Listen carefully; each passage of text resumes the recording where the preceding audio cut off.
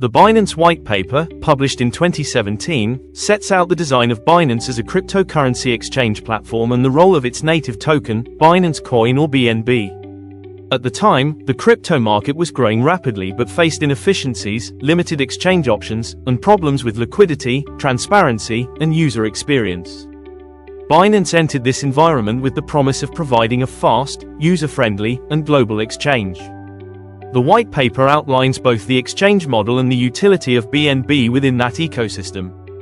Binance Coin was launched through an initial coin offering, or ICO, held in July 2017. 100 million BNB was sold, raising approximately $15 million. The total supply was 200 million BNB. According to the allocation described in the white paper, 50% went to eco participants, 40% was reserved for the founding team, and 10% was allocated to angel investors. The funds raised were earmarked for product development, marketing, branding, and reserve funds to support the growth of the exchange. The eco gave Binance an initial user base and capital, while distributing tokens widely enough to support liquidity once the platform launched. The white paper explains that Binance would differentiate itself with speed and capacity. The exchange engine was designed to handle up to 1.4 million orders per second, positioning it as one of the fastest in the industry. The user interface was built to be accessible for beginners but robust enough for professional traders, including advanced charting, order types, and APIs. Binance also intended to support multiple languages and fiat gateways, reflecting its ambition to become a global exchange.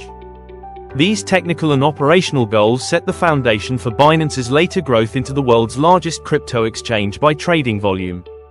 BNB's primary use case was and still is to pay trading fees on the Binance platform.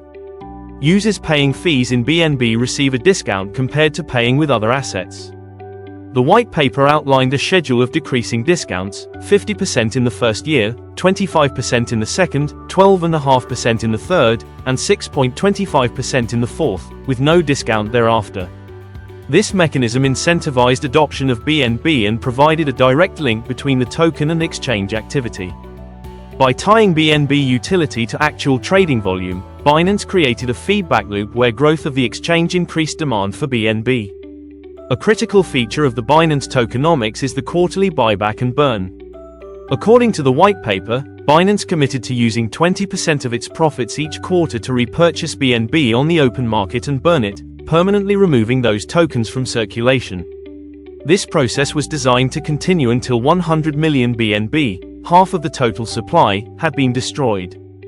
The burn mechanism effectively created deflationary pressure on the token, rewarding long-term holders and linking token scarcity directly to the profitability of the exchange. Over time, this tokenomics model has been a key driver of BNB's value. The white paper also discusses future use cases for BNB beyond trading fee discounts. These include participation in token sales on the Binance Launchpad, payment for transaction fees on other platforms, and potential uses in retail and services through partnerships. By framing BNB as an ecosystem token rather than just a fee discount tool, the white paper set the stage for Binance to expand into new verticals.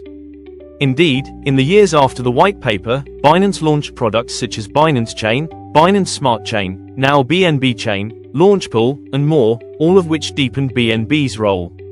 Another notable element in the white paper is Binance's plan to allocate resources for security and customer support. Recognizing that trust was a major barrier to exchange adoption, Binance committed to building a strong technical infrastructure, performing regular audits, and investing in user protection mechanisms. Over time, this expanded into initiatives such as the Secure Asset Fund for Users, or SAFU, which set aside funds to cover losses in extreme cases. While SAFU was not part of the original white paper, the emphasis on security and reliability was. The governance of Binance Coin was initially centralized, with the founding team holding 40% of supply. The white paper acknowledged this concentration but emphasized the team's long-term alignment with the token's success. Over time, burns and distributions diluted that share, though Binance has continued to play a central role in BNB's trajectory.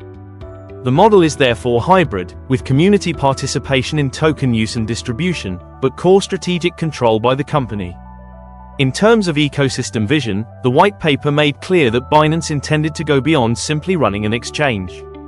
By building an ecosystem around BNB, Binance sought to position itself not only as a trading venue but also as a platform for new blockchain projects, token launches, and decentralized applications.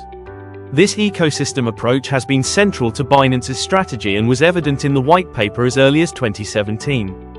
The Binance Whitepaper is therefore both a business plan for the exchange and a tokenomics framework for BNB. It highlights the value proposition of speed, security, and global access for traders, and links the success of the token directly to the growth of the platform. The use of fee discounts, buybacks, and burns created an incentive structure that rewarded users and aligned their interests with the exchange. By laying out clear and predictable token mechanics, Binance provided confidence to early participants and a roadmap for the future growth of the ecosystem. In summary, the Binance Whitepaper introduced BNB as a utility token tied to the success of the Binance exchange, with carefully structured tokenomics and mechanisms to ensure demand and scarcity.